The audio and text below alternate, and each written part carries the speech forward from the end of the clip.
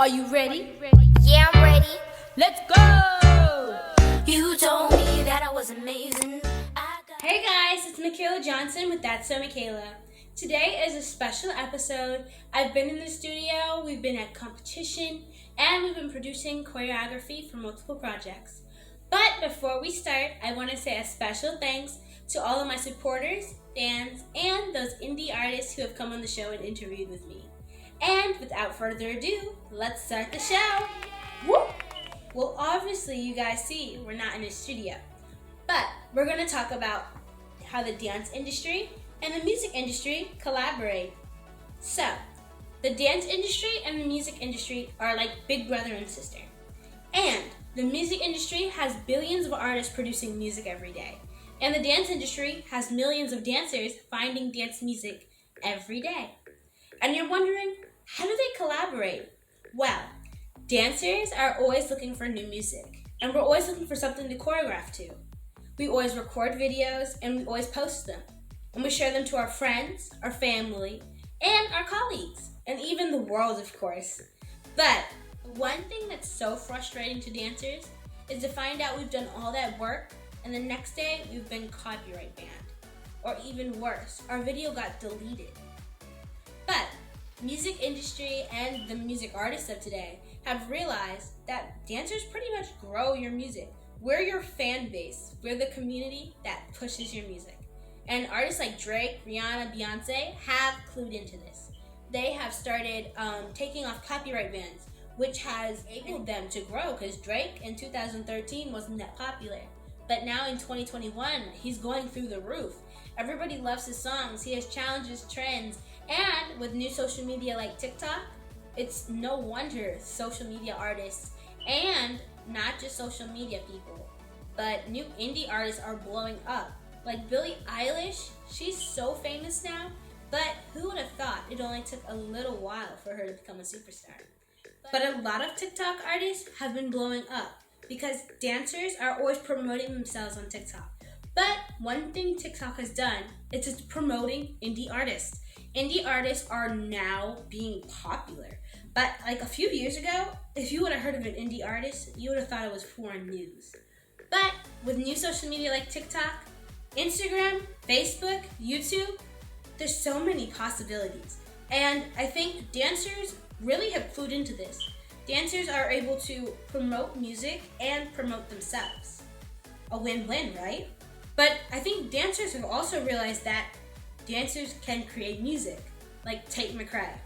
Tate McRae just blew up in 2021. She's had hit songs like You Broke Me First.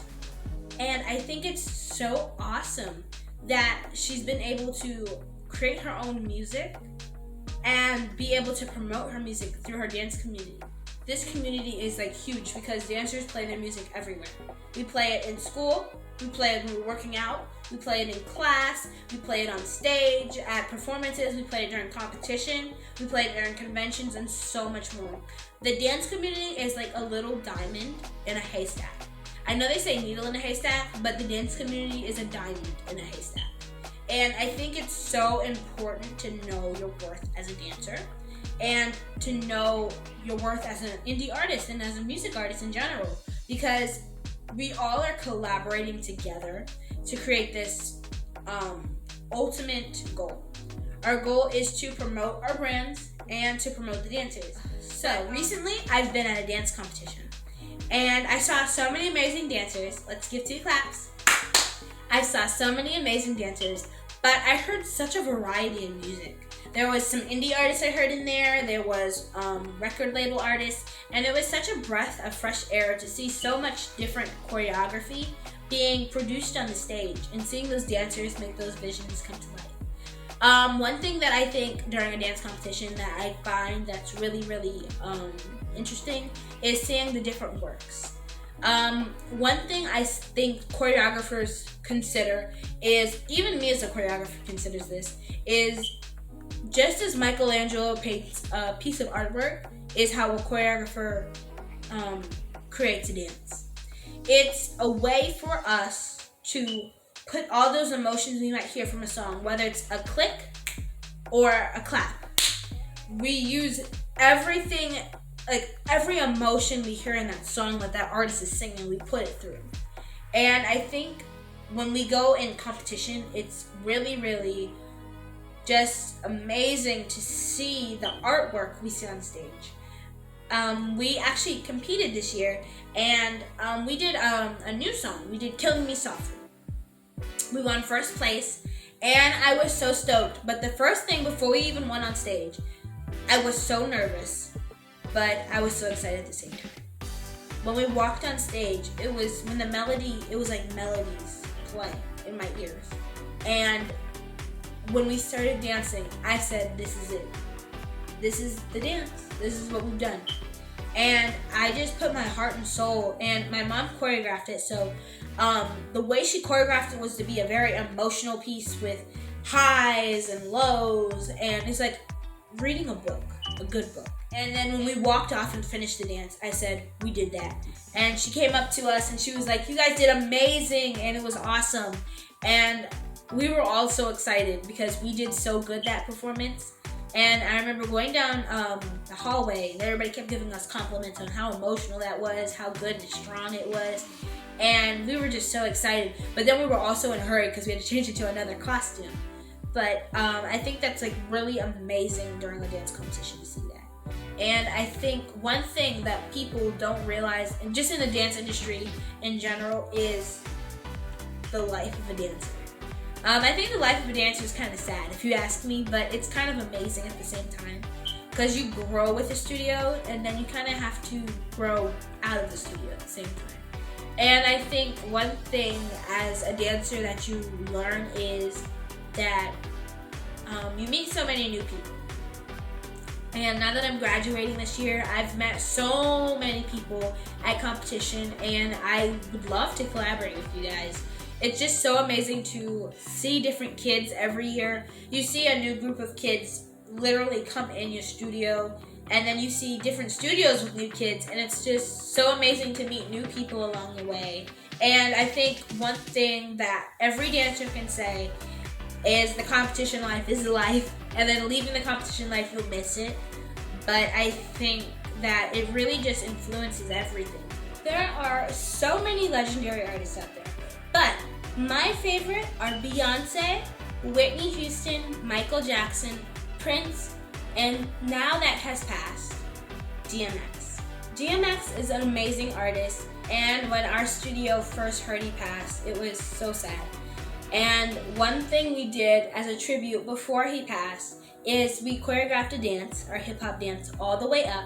We put his Rough Rider anthem, and we also put Lose My Mind, or as they call it, Party Up, in there. And we are always in class, we're always like, y'all gonna make me lose my mind. And we're always in there jamming it out. And I think his music is so inspirational to the dance industry, and it's so amazing to see such a legendary artist have music that will always be remembered, not just when he first started, but when he's like past. It's like past that.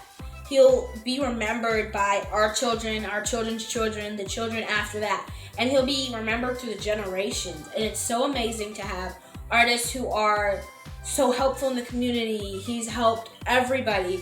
He even created a Rough Rider gang, which was awesome to see you guys during the funeral.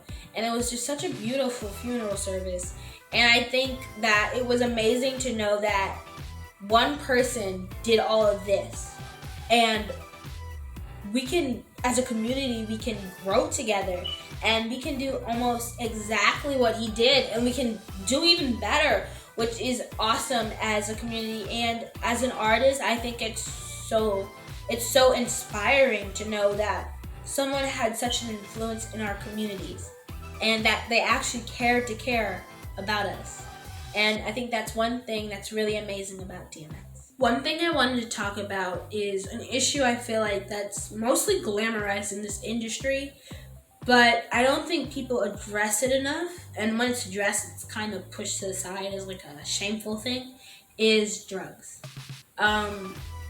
Drugs are like, they're the way for people to get out of life, if you understand.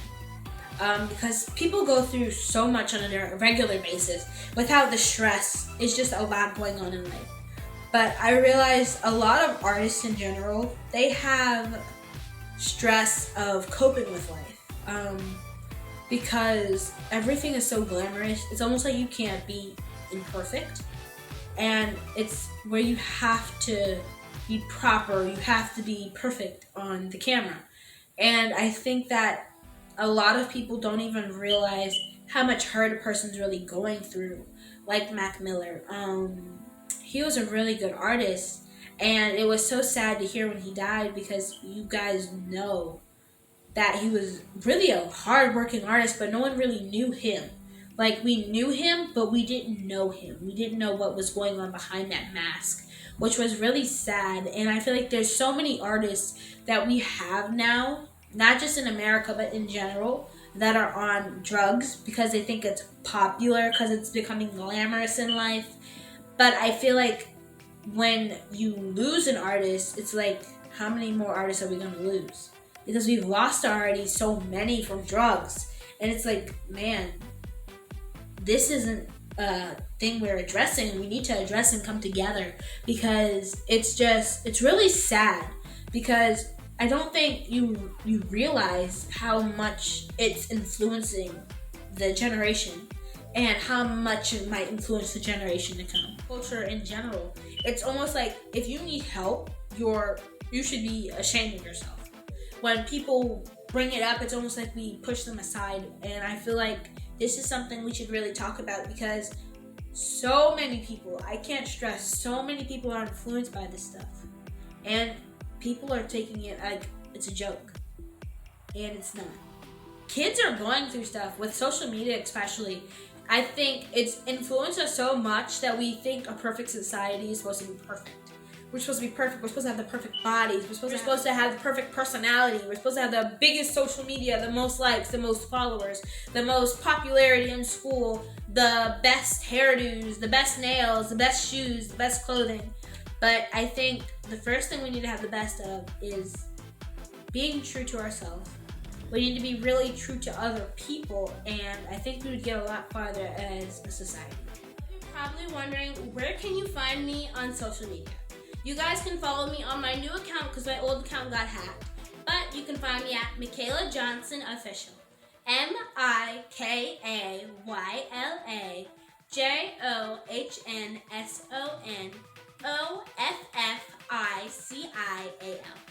And you can find me on That's So Mikayla Show on Instagram, Facebook, YouTube, Amazon, Roku, Daily Motion, Jet TV, and MetaCafe.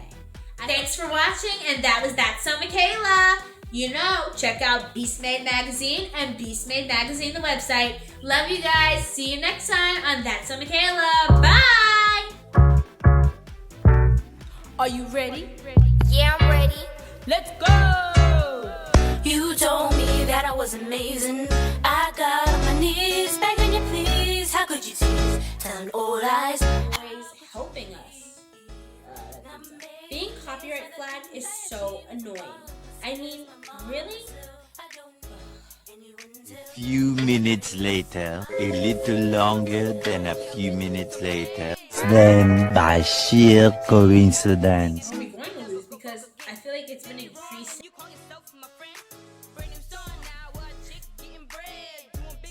It's your girl Mikayla Johnson from That's So Mikayla. I am looking for indie artists and dancers to be featured on my show to showcase your talent. That's right, I want you guys to showcase your talent. Indie artists, meet dancers. Go check out That's So Mikayla. Bye! Amazed by the things I achieve. I'm born with this, my mom myself. I don't need anyone's help. Got great